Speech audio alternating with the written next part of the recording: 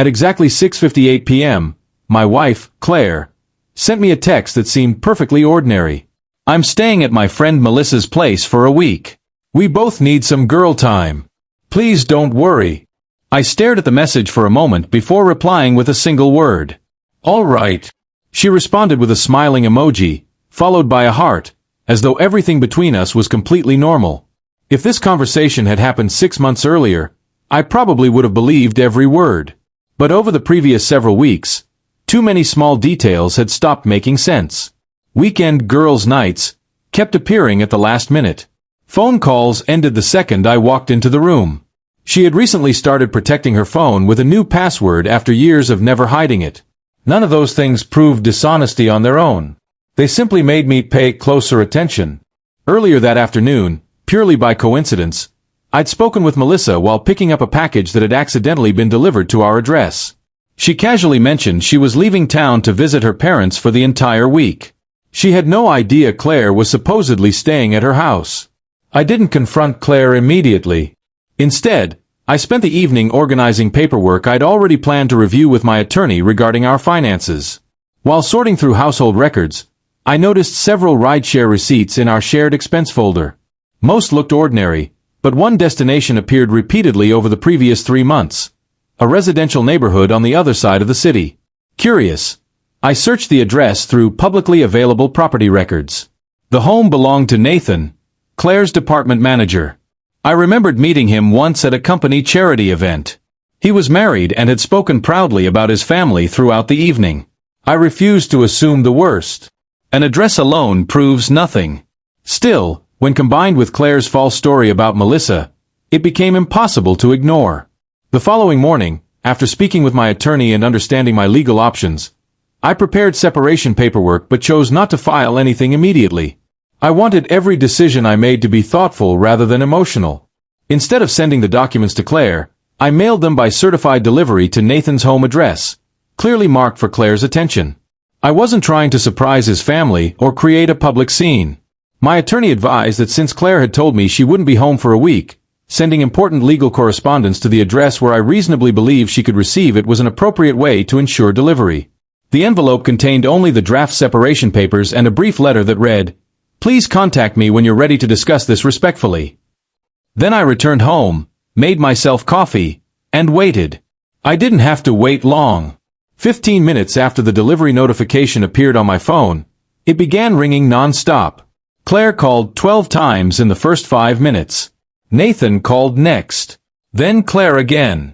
The missed call counter climbed so quickly I eventually turned the phone face down on the table. By lunchtime, it displayed 54 missed calls. I finally listened to Claire's voicemail. She wasn't angry. She sounded terrified. "Please answer," she begged. "You don't understand what you've done." Before I could decide whether to call back, another number appeared on my screen. A woman introduced herself calmly. "Hello. My name is Rebecca. I'm Nathan's wife." She paused before continuing. "Your envelope arrived at our house this morning. I think we both deserve an honest conversation." I closed my eyes for a moment, realizing that the situation had suddenly become much larger than either Claire or I had expected. Whatever explanation existed, the carefully maintained story surrounding that week at Melissa's house had begun unraveling the moment one envelope reached the wrong front door. Rebecca asked if we could meet at a quiet coffee shop that afternoon. When I arrived, she already had the envelope on the table beside her. She thanked me for agreeing to speak respectfully and explained that she had opened the front door when the certified delivery arrived because Nathan was still at work. Realizing the documents were addressed to Claire, she immediately asked her husband why another man's legal papers had been sent to their house. According to Rebecca, Nathan became visibly shaken but insisted there had to be some misunderstanding. She didn't accuse him of anything she couldn't verify. Instead, she simply wanted to compare facts.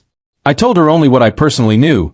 Claire had said she was staying with Melissa, yet Melissa was out of town, and public records showed Nathan owned the address where the papers had been delivered. Rebecca nodded quietly. "That's enough for me to ask the questions I need to ask," she said.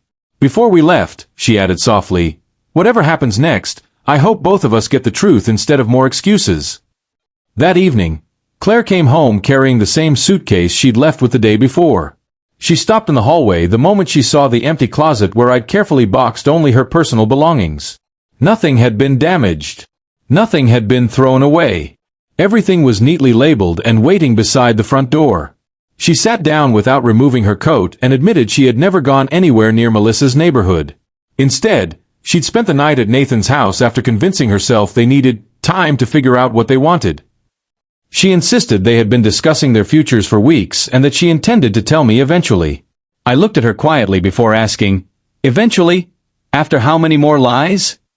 Tears rolled down her face as she whispered, "I kept believing I could fix everything before anyone found out." I answered calmly, "Secrets rarely solve problems. They usually create bigger ones." The months that followed were difficult but remarkably civil. Following legal advice, we handled the separation process respectfully and divided our responsibilities without turning every meeting into another argument.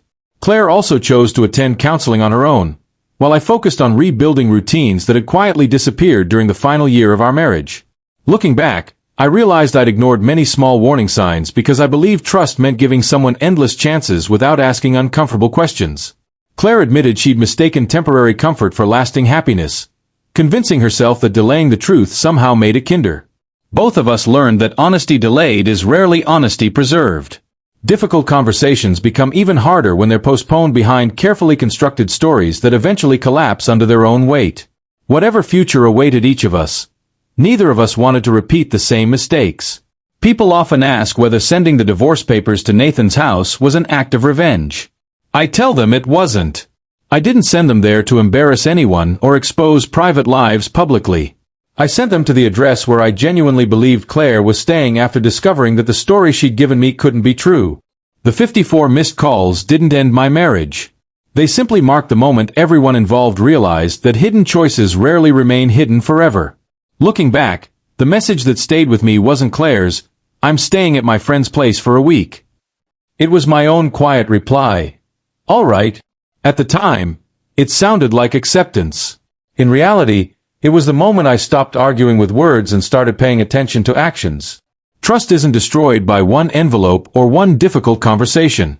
It's lost gradually, each time honesty is replaced by another convenient explanation, until one ordinary day, the truth finally arrives at the front door.